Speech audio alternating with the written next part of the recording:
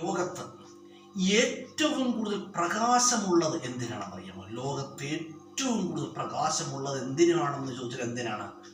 നിങ്ങൾക്കറിയാമോ? ലോകത്ത് ഏറ്റവും കൂടുതൽ പ്രകാശമുള്ളത് എന്തിനാണ്? അറിവിനാണ്. ലോകത്ത് ഏറ്റവും കൂടുതൽ പ്രകാശമുള്ളത് കേട്ടോ, ഓർത്ത് വെച്ചോളുക. അറിവിനാണ് ലോകത്ത് ഏറ്റവും കൂടുതൽ പ്രകാശമുള്ളത്.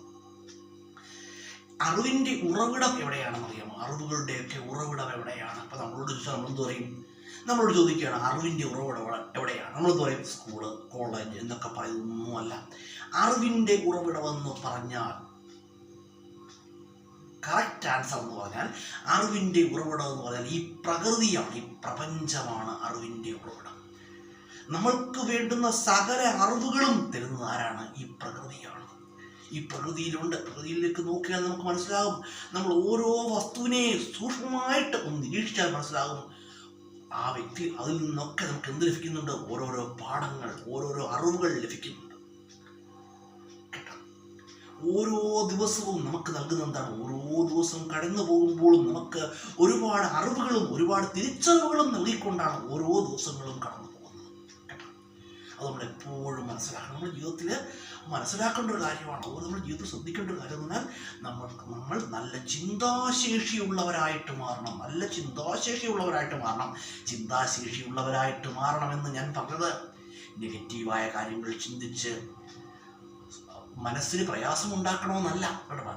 നെഗറ്റീവായ ചിന്തിച്ച് സ്വയം പ്രയാസം ഉണ്ടാകുകയും മറ്റുള്ളവർക്ക് പ്രയാസം ഉണ്ടാക്കുകയും ചെയ്യുക എന്നതല്ല കേട്ടോ. നല്ല കാര്യങ്ങൾ ചിന്തിക്കാൻ നമ്മൾ എന്താവണം? തയ്യാറാവണം. നല്ല ചിന്താശേഷിയുള്ളവരാവണം നമ്മൾ. അതുപോലെ നമ്മളൊക്കെ സെൽഫിഷാണോ?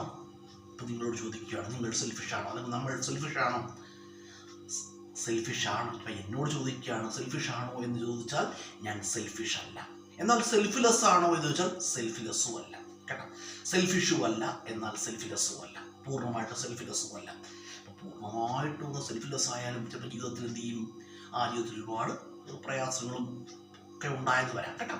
അപ്പം നമ്മൾ എന്തല്ല, സെൽഫിഷും അല്ല സെൽഫിലെസ്സും അല്ല, രണ്ടുമല്ല. സെൽഫിഷും അല്ല സെൽഫിലെസ്സും അല്ല. അതുപോലെ നമ്മൾ എപ്പോഴും ഉയർന്ന തലത്തിൽ ചിന്തിക്കുന്നവരാകണം കേട്ടോ. ഒരിക്കലും ആരായി പോകരുത്, നാരോ മൈൻഡഡ് പേഴ്സൺസായി മാറരുത്. നമ്മൾ ഒരിക്കലും പുസ്തകപ്പുഴുക്കളായി അതപ്പതിക്കരുത്. ലോകത്തെക്കുറിച്ച് അറിയാൻ ശ്രമിക്കണം. ലോകത്തെ അറിവ്, പരമാവധി അറിവ് നമ്മൾ എപ്പോഴും സ്വായത്തമാക്കാൻ ശ്രമിക്കണം കേട്ടോ. അറിവ് നമ്മുടെ മനസ്സിലേക്ക് വരുമ്പോൾ എന്തൊക്കെ ഇല്ലാതാവുന്നു? അറിവിൻ്റെ പ്രകാശം നമ്മുടെ മനസ്സിലുണ്ടെങ്കിൽ എന്തില്ലാതായി തീർന്നു? അഹങ്കാരം ഇല്ലാതായി പോകും കേട്ടോ. അറിവ് എന്തിനെ നശിപ്പിക്കുന്നു എന്നാണ്? ആ മനസ്സിലുള്ള അഹങ്കാരത്തെ നശിപ്പിക്കുന്നു. അതോടൊപ്പം തന്നെ അജ്ഞതയെ നശിപ്പിക്കുന്നു. അറിവില്ലായ്മ അജ്ഞതയാ കേട്ടോ. അറിവില്ലായ്മയാണ് അജ്ഞത കേട്ടോ. അജ്ഞതയാകുന്ന ഇരുട്ടിനെ അറിവുന്ന പ്രകാശം ഇല്ലാതാക്കുന്നു. അതുപോലെ തന്നെ കേട്ടോ, അതുപോലെ തന്നെ അറിവ് എന്ത് ചെയ്യും? മനസ്സിന് സന്തോഷങ്ങൾ പ്രദാനം ചെയ്യുന്ന ഒന്നാണെന്ന് അറിവ് കേട്ടോ. അഹന്ത നശിപ്പിക്കുന്നു, അസൂയ നശിപ്പിക്കുന്നു, അതുപോലെ തന്നെ അജ്ഞത, ഇവയൊക്കെ എന്ത് ചെയ്യുന്നു? മനസ്സിൽ അറിവ് ഉണ്ടാകുന്നതോടെ ഇല്ലാതായിത്തീരുന്നു എന്നാണ്. അപ്പം നമ്മൾ എന്ത് ചെയ്യണം? പരമാവധി അറിവ് സ്വായത്തമാക്കാനായിട്ട് ശ്രമിക്കണം കേട്ടോ. അപ്പം നമ്മളൊക്കെ അറിവുള്ളവരാണോ? അറിവുള്ളവരാണോ? അറിവെന്ന് പറഞ്ഞാൽ കടൽ പോലെയാണ്, അല്ലെങ്കിൽ പ്രപഞ്ചം പോലെയാണ് അറിവ്. അറിവിൻ്റെ ഒരറ്റം പോലും നമുക്കൊന്നും സ്വായത്തമായിട്ടില്ല. ഉണ്ടോ? സ്വായത്തമായിട്ടുണ്ടോ? ഇല്ല. അപ്പോൾ നമ്മളൊക്കെ പറയും എനിക്ക് ഒരുപാട് ഡിഗ്രികളുണ്ട്, ഒരുപാട് മാസ്റ്റർ ഡിഗ്രികളുണ്ട്, അല്ലെങ്കിൽ അഡ്മിനിസ്ട്രേഷനിൽ ബിരുദമുണ്ട് എന്നൊക്കെ പറയും. പക്ഷേ അതൊന്നുമല്ല.